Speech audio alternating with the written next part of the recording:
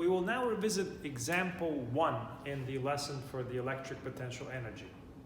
So we had a charge at the origin and a charged raisin some distance away, and we were asked to figure out initially if we're to bring the raisin from infinity to some small distance to the origin, what is the electric potential energy of the final system with the charge Q1 at the origin and the raisin at this location R2 here. And we knew the answer then was U2, the electric potential energy of the system in the final configuration is the product of the charges divided by the distance times K. So we had these numerical values, so it's 9.5 times 10 to the minus 20 joules. So now we had 4 questions in the follow-up to example 1. First one is, what is the change in the electric potential energy of the charged raisin? So this object here goes from infinity to close to Q1. What is its change in electric potential energy? So delta U raisin equals to what? So this is going to be the final potential energy of the raisin configuration minus the initial potential energy. So the final one we already have here, it's 9.5 times 10 to the minus 20 joules. The initial one, if we take the same formula, R1 is infinity, so this actually goes to 0. So it's just going to be, this is the change in electric potential energy of the raisin equals the final electric potential energy of the system. The second part is how much work is done by the electric field of the charge at the origin in bringing the charged raisin in from infinity. And now we'll actually be able to see why it's advantageous to work in terms of electric potential energy as opposed to considering and calculating electric forces all the time. But let's do it the hard way first. So we'll do option 1 in addressing part B. So this is the hard way. You got to learn both ways, hard ways and easy ways. So let's call this amount of work done by the electric field of charge Q1, let's call it WE1. So to get the amount of work done, what we do is we integrate the force, the dot product of the force and the displacement vector. So then that is going to equal to, we know from the Coulomb force, this is K Q1 Q2 over R squared. Times the radial unit vector times the displacement vector. Now, because it doesn't actually matter exactly along which path we bring the raisin from infinity to close by, because the electric force is conservative, we'll just choose to do so along the radial direction.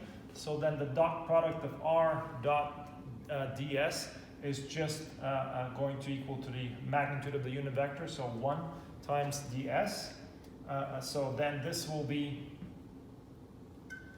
go from R1, which is infinity, to R2.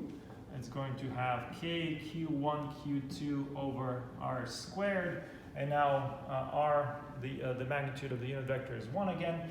ds is going to be same as a change in the radial direction, so dr. So then what we have is we take the constant factors out in front, K Q1 Q2, integral from R1 to R2 of R to the minus 2 times dr. So this is an easy integral to do. So we have that this is now going to be K Q1 Q2, and this is going to minus 1 over R from R1 to R2. So then this is going to equal to minus KQ1 Q2.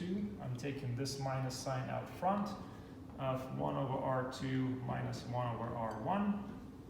R1 is infinity, so this factor goes to 0. So then this is going to equal to minus KQ1 Q2 over R2. So the amount of work done by the electric field, first of all, is negative. Second, it is just the negative of the change in the electric potential energy of the system. So this is minus delta U, or minus delta U raising, if you will. So this was the hard way. It may have seemed easy, but it's actually the hard way. Let's show the easy way. So this is now option 2. And I promise you, this is much easier.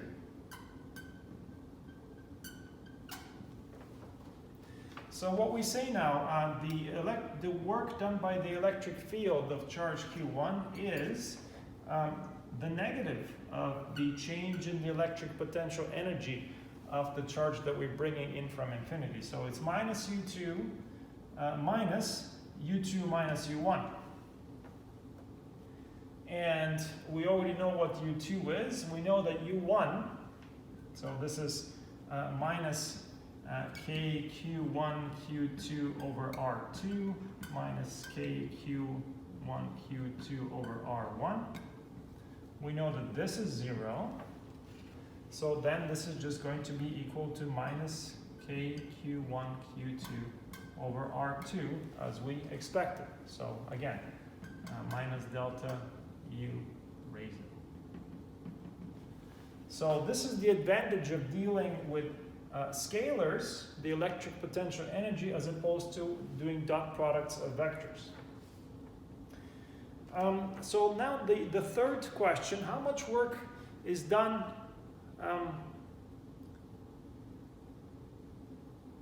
how much work do we do against the electric field in bringing this charge from away to the origin? So these two are both positive charges, so the electric force is repulsive. As we saw, the electric field does negative energy. So this is minus 9.5 times 10 to the minus 20 joules. So the electric field does negative energy.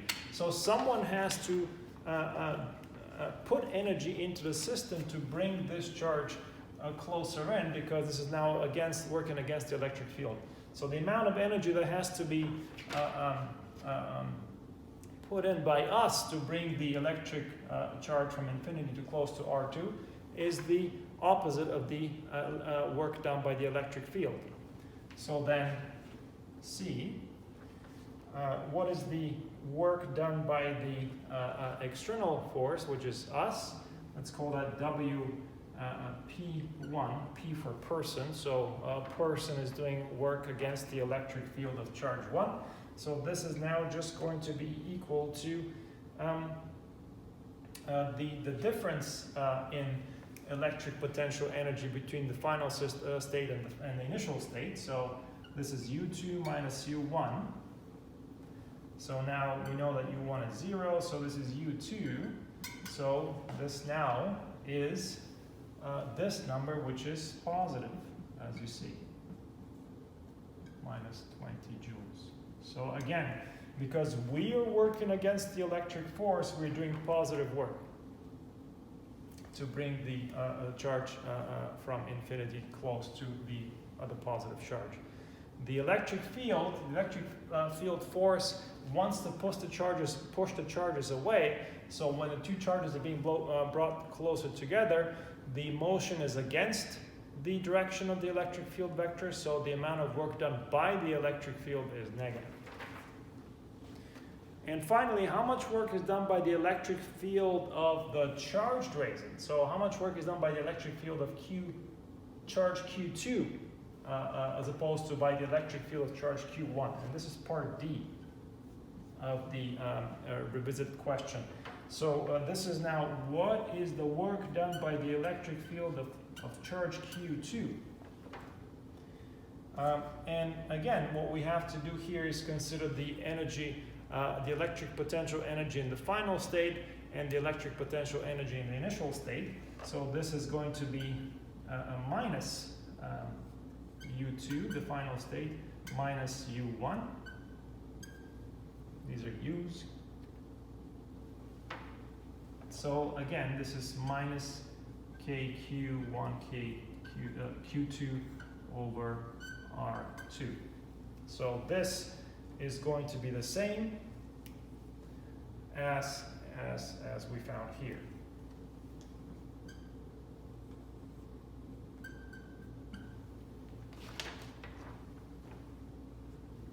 So what this example demonstrates is the difference between work done by the electric field versus work done by an external force against the electric field. And we can see that the work done against the electric field, when we have to bring like charges together, is positive. This is the work done by the external force.